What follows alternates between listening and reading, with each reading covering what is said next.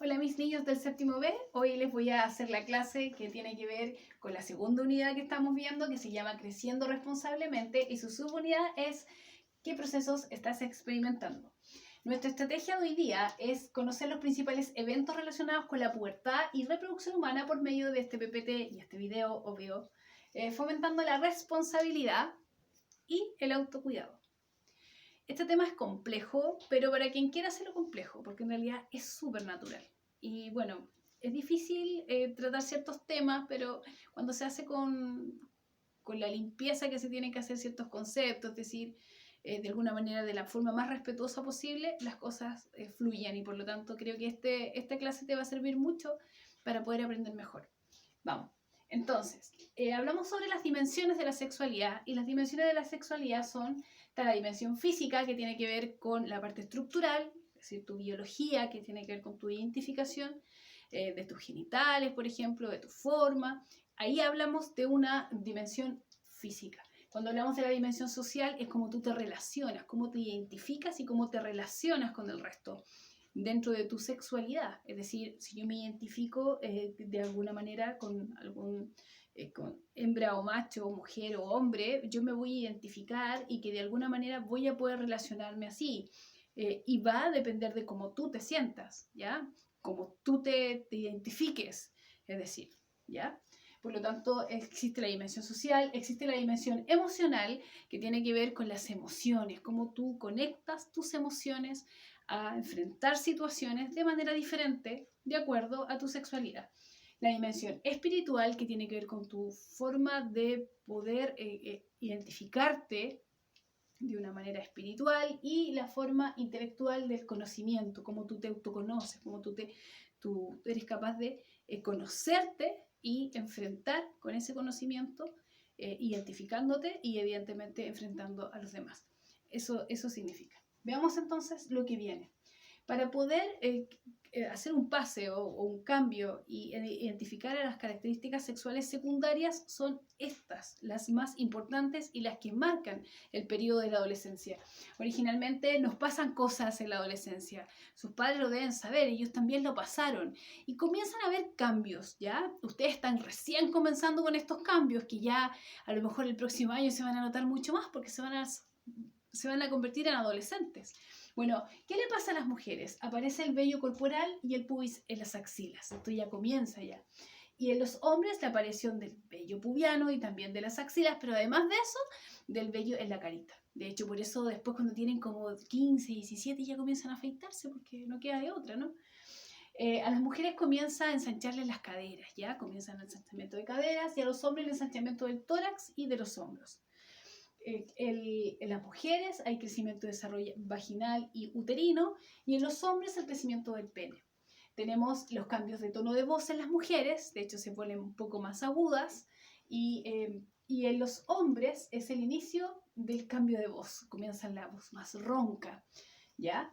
En las mujeres aumenta la masa corporal, porque de hecho nosotros comenzamos a acumular un poco más de grasa en este periodo, en donde ya comenzamos a tener una forma específica.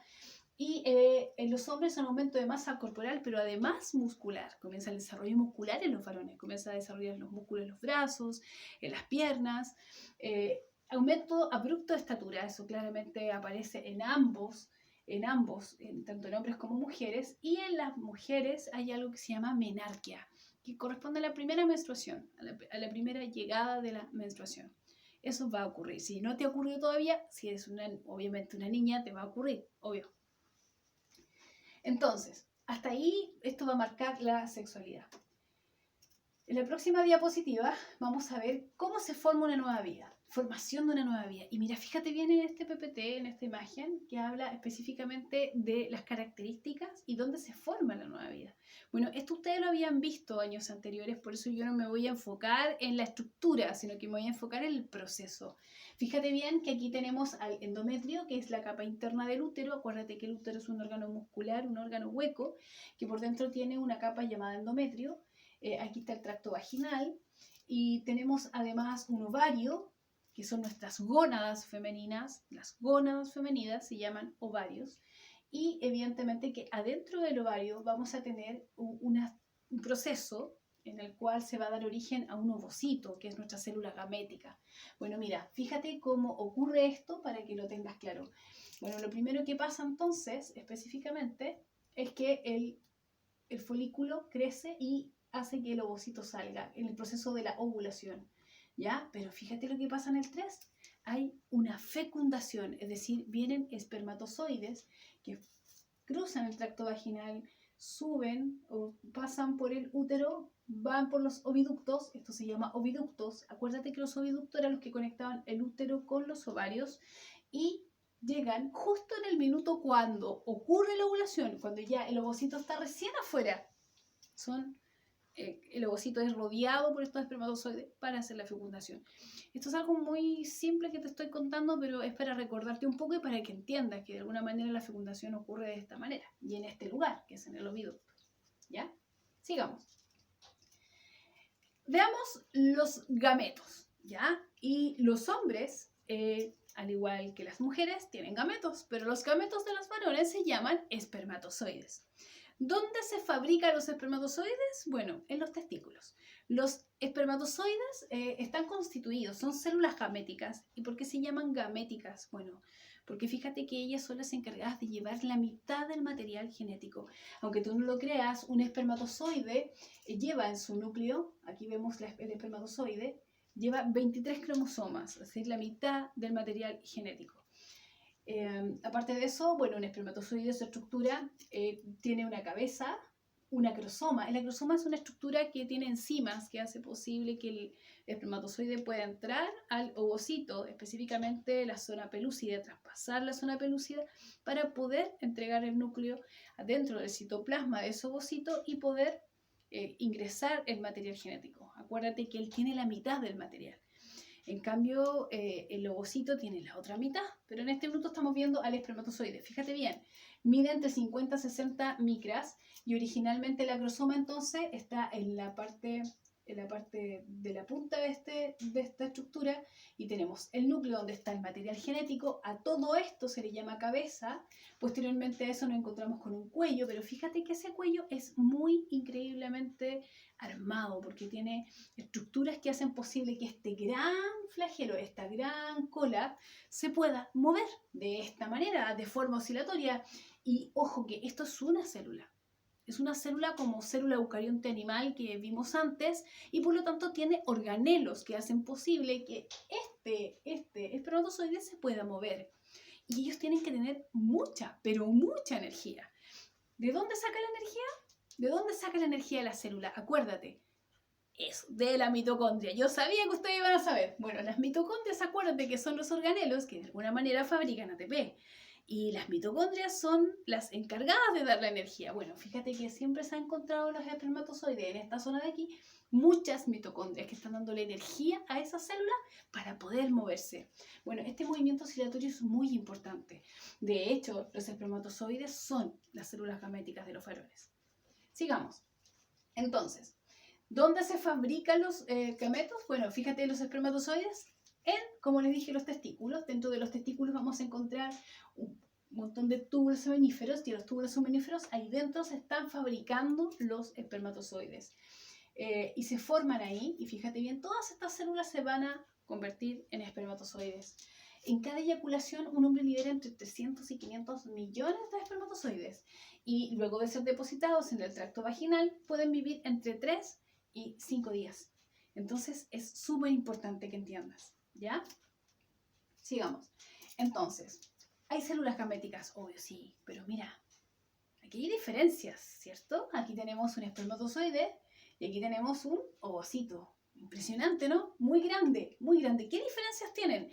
Bueno, fíjate bien que yo ya te mostré una gran diferencia. Aquí te estoy mostrando el tamaño, pero aquí están las diferencias. Mira, el óvulo ovocito tiene mayor tamaño y el espermatozoide un menor tamaño. El óvulo está rodeado de forma redondeada con nutrientes específicos y el espermatozoide no, tiene una forma alargada, cabeza, núcleo, mitocondrias, cuello, flagelo, etc. El ovocito óvulo es inmóvil porque él no se mueve por sí solo, él no tiene un propulsor como sí tiene el espermatozoide, esa tremenda cola que está de alguna manera haciendo el movimiento para que esto avance. Él no, en cambio el ovocito es inmóvil y el espermatozoide es móvil. Entonces, y el ovocito se produce cíclicamente. Hay un ciclo que se tiene que cumplir para que se fabrique, y vamos a ver más adelante. Y en cambio el espermatozoide no, se fabrica de forma continua. O sea, es impresionante la cantidad de espermatozoides que tienen que fabricarse. Veamos entonces. Aquí tenemos al ovocito, y el ovocito es una célula, la célula gamética femenina. ¿Dónde se fabrican? En los ovarios. Acuérdate que te lo mostré al principio. En los ovarios se fabrican los ovocitos. ¿Y cómo son los ovocitos? Bueno, los ovocitos están constituidos por unas células foliculares que están aquí rodeando al ovocito. Se llama corona radiada, ¿ya? Y luego de eso vamos a encontrar la zona pelúcida, que es la parte de acá. Tenemos el citoplasma y el núcleo. ¿Qué es lo que habrá en el núcleo? Acuérdate, los 23 cromosomas, pero de mamá. ¿Estamos claros? Es decir, cuando mamá aporta con la mitad del material genético, ¿ya? Y el papá con los 23 cromosomas, que es la otra mitad del material genético. Cuando se juntan, forman a un individuo de 46 cromosomas. Todos ustedes en cada una de sus células tienen 46 cromosomas, menos en las células gaméticas que están en sus gónadas. Es decir, si eres niño, en tus testículos hay espermatozoides que llevan 23 cromosomas. Y si eres niña, en tus ovarios se están fabricando ovocitos que van a tener 23 cromosomas. Es por eso que es tan importante, porque tú llevas la mitad del material genético, pero solamente las gónadas. En todo el resto de tu cuerpo, tus células tienen 46 cromosomas, que son los cromosomas de la especie humana. Entonces, por lo tanto, este ovocito es así, mira, fíjate bien. Esta es una imagen real de un ovocito y mira, fíjate que mide entre 110 a 115 micras. Ya, un espermatozoide mide la mitad de eso, o sea, llega a medir 60 micras con suerte. Fíjate bien que aquí tenemos una zona pelúcida, ¿ya? Tenemos una corona radiada que está aquí, que apenas se ve porque es muy poquito. Y este es el ovocito, es una imagen real de un ovocito, para que tú la veas. Entonces, sigamos. Lugar donde ocurre la fecundación. ¿Dónde crees tú que ocurre la fecundación? Bueno, te lo soplé al principio. Acuérdate, mira, sale después de la ovulación. La ovulación ocurre soltando el ovocito y justo aquí va a ocurrir la fecundación. ¿Pero cómo es que ocurre la fecundación? Veamos cómo ocurre. Fíjate bien.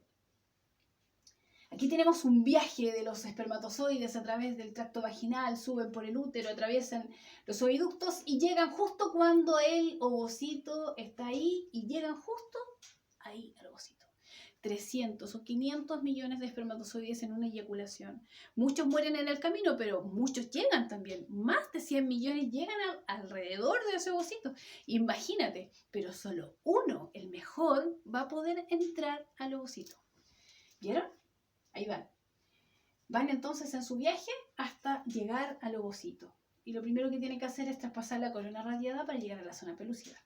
Entonces, fíjate bien, una vez que traspasan, entran, se deshacen de toda su envoltura y entregan lo que es el núcleo. Acuérdate, ¿qué es lo que tenía el núcleo? La mitad del material genético de papi, es decir, los 23 cromosomas, que se va a unir al 23 cromosomas que tiene mamá, porque acuérdate que ingresó al ovocito. Esto es una imagen cercana, ¿sí? Dice la imagen más cerca para que tú puedas entender que así ocurre.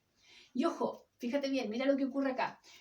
Aquí hay una imagen que es un esquema en realidad que te está diciendo, mira, aquí viene el ataque de todos los ovocitos y mira, solamente ese entró, mira, y ese entró y entregó su material genético. Pero fíjate lo que pasa en esta imagen. Cuando esto ocurre, mira, se crea un campo magnético. ¿Te diste cuenta? Cuando entró, de inmediato se creó como un verdadero campo magnético, que en realidad yo te lo estoy diciendo así, pero lo que pasa es que cambian ciertas configuraciones de algunas proteínas que hace posible que estos espermatozoides, es decir, el resto que perdió, no entren. No entran. ¿Por qué? Porque no lo dejan entrar. Entonces crean como un campo magnético que hace posible entonces que solamente un espermatozoide entre, que es el ganador, y que de alguna manera hace posible la fecundación y que entregue esos cromosomas. Interesante, ¿cierto? Bueno, este es el milagro de la vida y yo aquí te quería mostrar una imagen real de una fecundación. Me costó encontrar esta imagen, pero creo que es muy linda porque en el minuto que se traspasa, y fíjate bien, aquí hay un ovocito real y aquí va entrando un espermatozoide y cuando le hacen el zoom a la cámara, ahí arriba, en el extremo de arriba, yo puedo ver cómo el espermatozoide entra. Y en ese minuto, obviamente, aún no hay fecundación. cuando el espermatozoide entra al ovocito, traspasa la corona radiada, traspasa la zona pelúcida, entra al citoplasma, o sea, el espacio perimitelino, y se va al citoplasma, ya no tiene toda la estructura del espermatozoide, sino que solamente está su núcleo. Se va uniendo muy de a poquito, de hecho pasan horas antes de que se una al núcleo femenino. Y ahí esto se llama singamia, cuando se unen ambos dos y se crea una nueva vida. Y ojo, por eso le puse el milagro de la vida, porque una célula en ese minuto cuando fue fecundado es única, no existe otra igual, porque los genes son únicos. Hay millones de recombinaciones genéticas, nosotros tenemos muchos genes, y esos genes esa recombinación es única. Y por eso que es tan importante saber que cuando hay una fecundación, hay una vida, es decir, hay el milagro de la vida. Bueno, mis niños, con esto yo quería explicarles esta partecita. Ojalá les haya gustado, les haya quedado más claro los conceptos. Y con eso terminamos. Nos vemos la próxima vez.